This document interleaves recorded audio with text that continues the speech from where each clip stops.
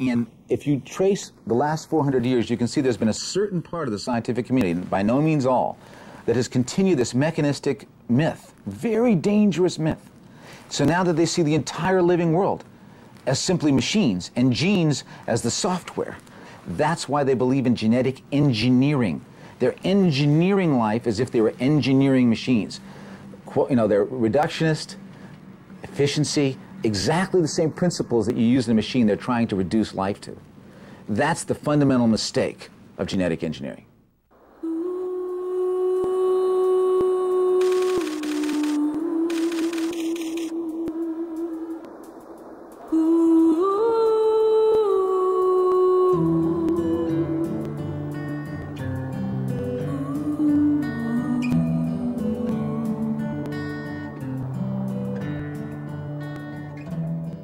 In Tromsø, 400 kilometers north of the Arctic Circle, Terje Travik, one of the few scientists worldwide who is not on the industry payroll, is doing research on the effects of genetically modified food on the health of humans and animals.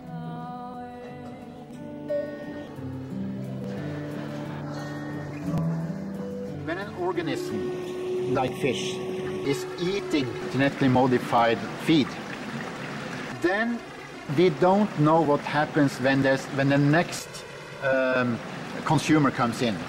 The fish is eating genetically modified food, you will eat the fish.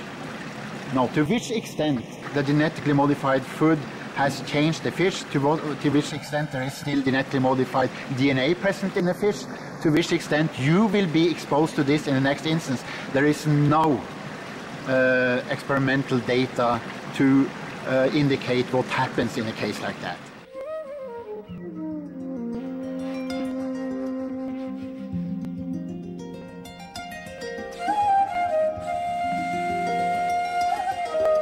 We are now going into the experimental animal department, where we are doing feeding studies in rats with genetically modified ingredients, food, and DNA constructs. So we are now opening a room where the rats are living. They are very well fed, they have a good life here. And here are our scientific helpers. This is a very unique experiment in the sense that it's the first experiment we know of, where you have designed it so that you can detect any difference between these rat groups, and then you can go backwards and find out what this difference means in terms of health, for instance, or in terms of malfunctions of the organs or whatever. The background for this is that many places in the world, people and domestic animals are already eating genetically modified food or feed originating in genetically modified plants. In addition to that, the intended use in humans and domestic animals, of course, as you will know, on its way from the soil and to the table or the animal house, a lot of different species and animals will be in and consume all the genetically modified plants. And we don't know anything about what effects this will have on any organism. No, after the rats are sacrificed in the Department of Experimental Animals, the organs have been frozen down at a very low temperature. And then what we want to do is to analyze the organs and see whether our foreign DNA has arrived in those organs, and in what condition the DNA can be found there in the organs. While in some experiments in a German group with mice, this German group, which is led by Dr. Walter Dörfler in Cologne, were demonstrating that some types of foreign DNA were not cleared from the organisms, from the mice organism. It went to the internal organs and were even inserted into the DNA of the mice. If that is the case, if that happens, then it may be the start of a highly unwanted process with regard to health. It seems like a wide-scale experiment on humans, in view of the fact that genetically modified food has been on the market for 8 years and has already been eaten by millions of Americans. However, it is an experiment that has been conducted without control groups. No knowledge can be gained as to whether and in what form our health is affected if one group eats genetically modified foods, but a control group is lacking. The entire population is simply subjected to the same potentially harmful substances. A few scientists suspect that there might be a connection to the increase of chronic illnesses and the weakening of the immune system. I was maybe one of the most vocalized proponents of genetic engineering, in Norway at least, until the late 1980s. And what happened then was that we were using the transgenic techniques a lot, and you were so enthusiastic because you were thinking about all the potential benefits of genetic engineering, and you thought there was a revolution going on which will give a lot of advantages to mankind, and I'm part of that revolution. And you felt very special and very bright.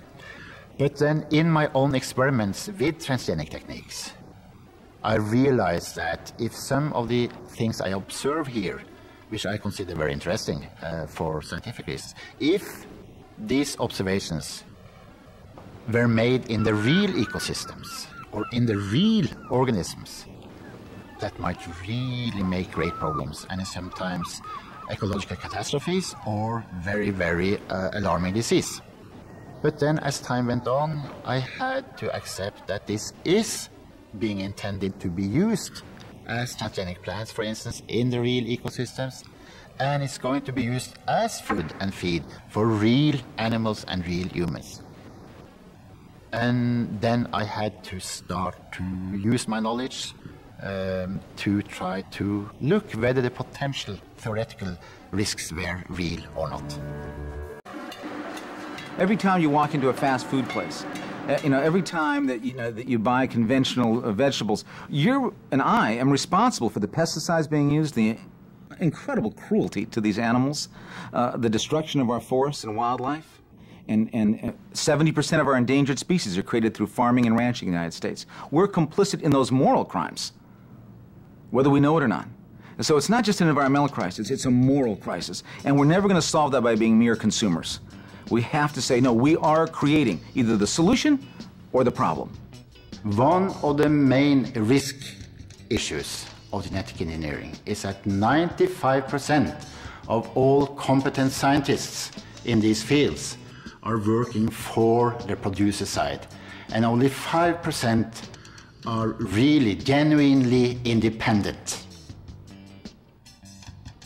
They never discuss that, and that makes me suggest that maybe the situation is even worse, because I have no data for this. It's my own invention. The reason I mention it is, of course, that the percentages are 100 working for the industries and 0% that are really independent.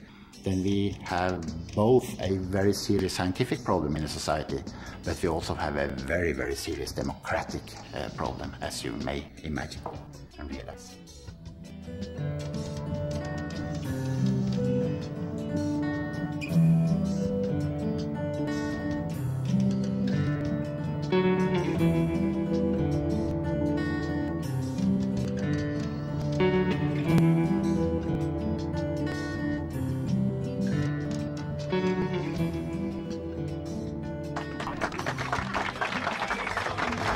This is a test of an emergency ballroom system, which is only a test.